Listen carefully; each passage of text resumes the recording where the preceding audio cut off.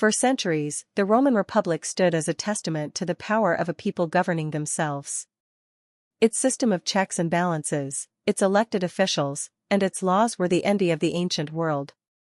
It was a government that had weathered countless storms, defeated mighty empires, and forged a lasting legacy of order and justice. But a house built on such a foundation can still crumble from within. The story of its fall is a cautionary tale, a blueprint of how a democracy, even one as powerful as Rome's, can die.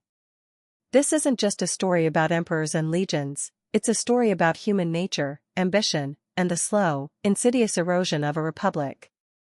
Our story begins not with a dramatic collapse, but with a quiet shift in the fabric of society. After the Punic Wars, a flood of wealth and conquered territory poured into Rome.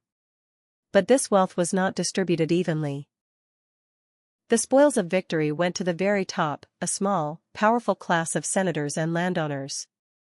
They amassed vast estates, known as latifundia, and worked them with the thousands of enslaved people captured in Rome's wars. This made it impossible for the small Roman farmer, the backbone of the Republic, to compete. They lost their land, their livelihoods, and their place in society. Dispossessed, they flocked to Rome, forming a swelling, discontented urban mob. They were still Roman citizens, they still had the right to vote, but they were now politically and economically beholden to the very men who had driven them from their homes. The balance of power was tipping. Into this seething discontent stepped the Gracchi brothers. First, in 133 BCE, came Tiberius Gracchus, a tribune of the plebs. He saw the rot at the heart of the Republic. He proposed a bold, radical solution. A law to redistribute public land from the wealthy elite back to the landless poor. This was not a move to overthrow the Republic, it was a desperate attempt to save it. But the powerful senatorial class saw it as a direct attack on their wealth and privilege. They used every constitutional trick and legal loophole to block his reforms. When that failed, they turned to a more violent method. Tiberius and hundreds of his followers were brutally murdered in the streets of Rome by a mob of senators and their supporters. This was a horrific precedent. For the first time, a political disagreement had been settled not in the Senate or the Forum, but with bloodshed. The Constitution was no longer the supreme law, brute force was. A decade later, Tiberius's younger brother, Gaius Gracchus, followed in his footsteps. He was even more ambitious in his reforms, seeking to expand citizenship, stabilize the grain supply, and challenge the very authority of the Senate. And like his brother, he met a violent end. Another senator-led mob, armed and sanctioned by the state, hunted him down.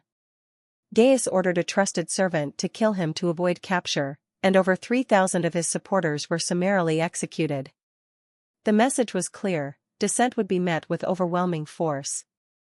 The old rules were gone. The Republic was becoming a place where political differences were a matter of life and death. The seeds of discord sown by the Gracchi found fertile ground in the military. As Rome's borders expanded, so did the need for soldiers. But the traditional army was made up of landowning citizens, a dwindling population. Into this void stepped Gaius Marius. He revolutionized the Roman army, opening it up to the landless poor. He provided them with arms, armor, and a salary, and most importantly, he promised them land upon their retirement. This created a professional, disciplined fighting force, but it also fundamentally changed the army's loyalty. These soldiers were no longer fighting for Rome, they were fighting for Marius.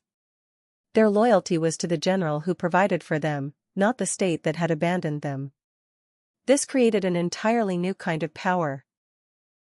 The military strongman, a general who could use his legions as a political weapon.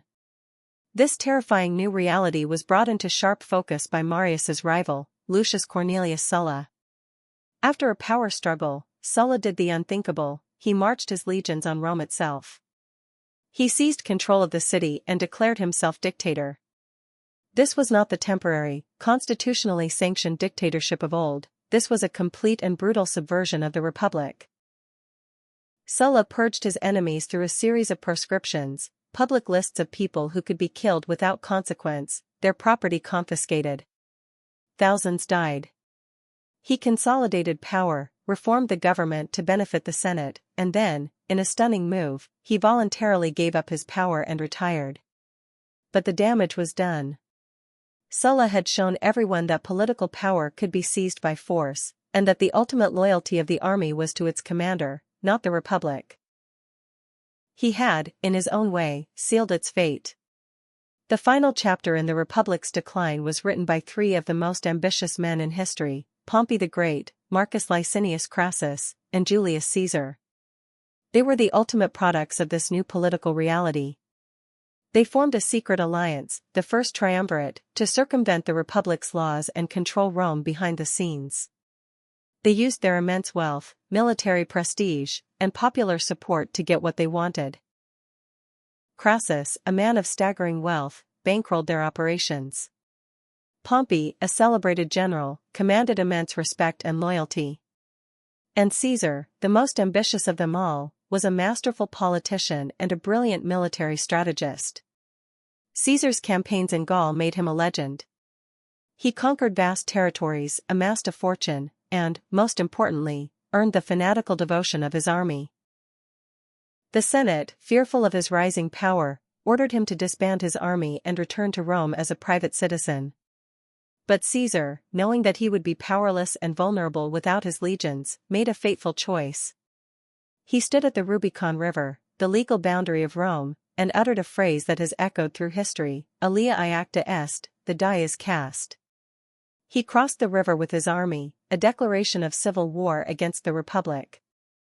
The ensuing civil war was brief and brutal. Pompey, now aligned with the Senate, was defeated. Caesar became the undisputed master of the Roman world.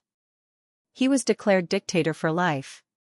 He pardoned his enemies, initiated sweeping reforms, and was immensely popular with the people. But to the staunch defenders of the Republic, his power was an unacceptable tyranny. His actions were a blatant perversion of everything the Republic stood for. A group of senators, including his supposed friend Brutus, conspired to kill him. They believed that by eliminating the tyrant, they could restore the Republic. On the Ides of March, 44 BCE, they stabbed him to death at the foot of a statue of his old rival, Pompey. They were tragically wrong. Caesar's assassination did not save the Republic, it killed it outright. The conspirators had underestimated the people's love for Caesar and the army's loyalty to its generals. The power vacuum was immediately filled by Caesar's avengers, Mark Antony and Octavian, his young heir. They formed the Second Triumvirate and, in a wave of proscriptions that made Sulla's look modest, they hunted down and eliminated their enemies. The Republic had now completely devolved into a state of political gangs and military rule. The final act of this tragedy was another civil war, a conflict not between a tyrant and the Republic, but between two competing warlords. Octavian and Antony battled for supreme power. At the decisive naval battle of Actium in 31 BCE, Octavian's forces triumphed. He was now the last man standing. He had no more rivals. He marched back to Rome not as a conqueror, but as a savior, a restorer of peace and order. He carefully dismantled the remaining vestiges of the Republic and, in their place, created a new system. He called himself Augustus, the first citizen, but in all but name, he was an emperor. He held absolute power, but he did so while maintaining the pretense of republican institutions. He ruled with a gentle hand, and the exhausted Roman people, weary of a century of civil war, were happy to trade their freedoms for security. And so, the Republic died. It wasn't a single, dramatic event, but a slow, gradual decay, a steady chipping away at its foundations. The seeds of discord, the rise of military strongmen, the erosion of constitutional norms, and the willingness of the people to trade liberty for peace all conspired to bring it down. The Roman Republic was replaced by the Roman Empire, and its story serves as a powerful reminder that a democracy is a fragile thing, requiring constant vigilance and a steadfast commitment to its principles. Because sometimes, the greatest threat to a democracy doesn't come from an outside invader, but from the choices its own citizens and leaders make from within.